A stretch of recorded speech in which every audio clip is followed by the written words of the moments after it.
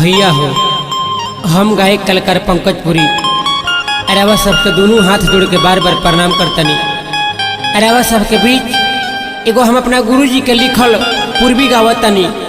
हमरा आशा ना पूरा विश्वास बा कि रउआ सबका आशीर्वाद प्यार हमरा जरूर मिली। ये रिकॉर्डिंग हमारे विनोद बिहारी जी के माध्यम से हो रहा बा उसरी हसनपुरा। हनुमत का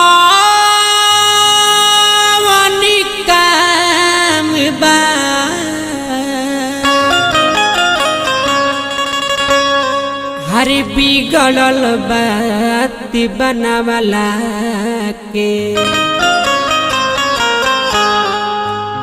रावण के समझावला के ना ए हनुमत कवन काम बा बिगड़ल बात बनावला के रावण के समझावला के ना ए हनुमत कवन काम बा बिगड़ल बात बनावला रावण के समझावला के ना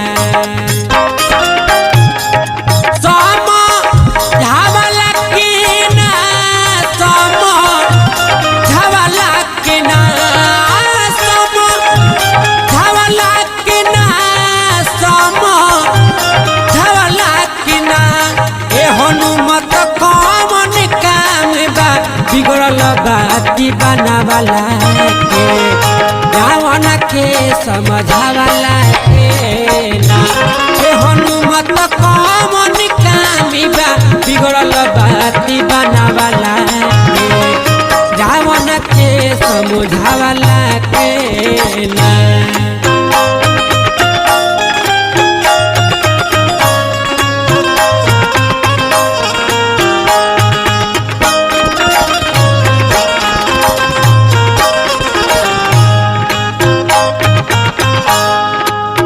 जब पाप करेला चाहाई बतिया समझ में नहीं आई।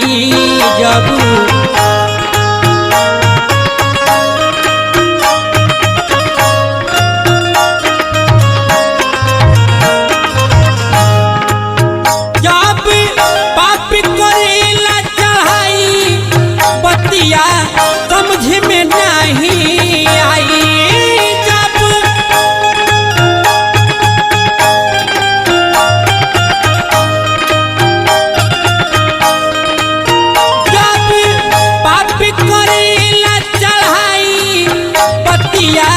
समझ में नहीं आई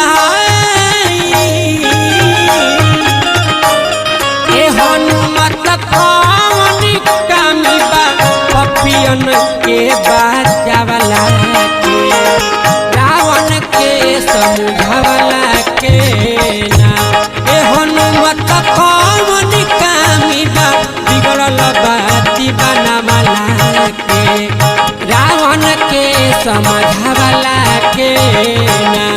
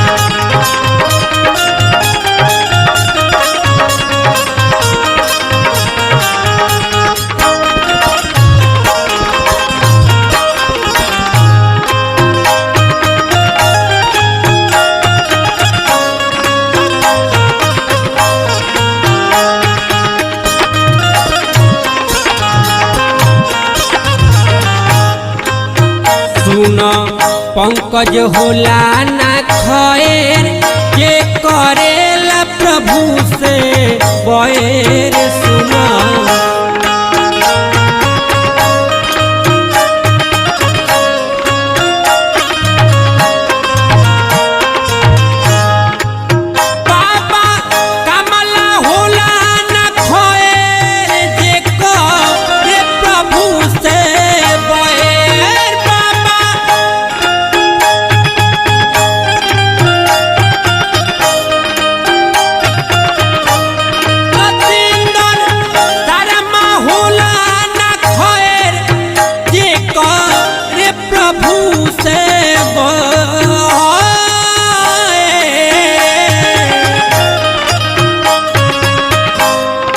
हनुमत खावनी कामिबा दुश्मन हित बनावला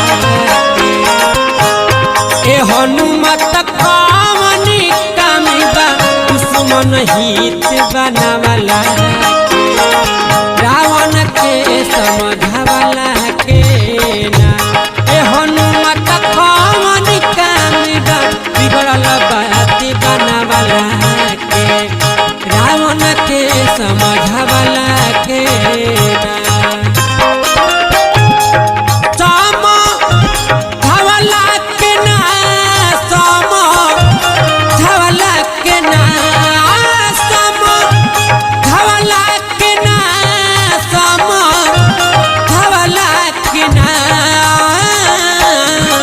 हनुमत कमनी कामिबा बिगड़ल बाती बनावला के रावण के समझावला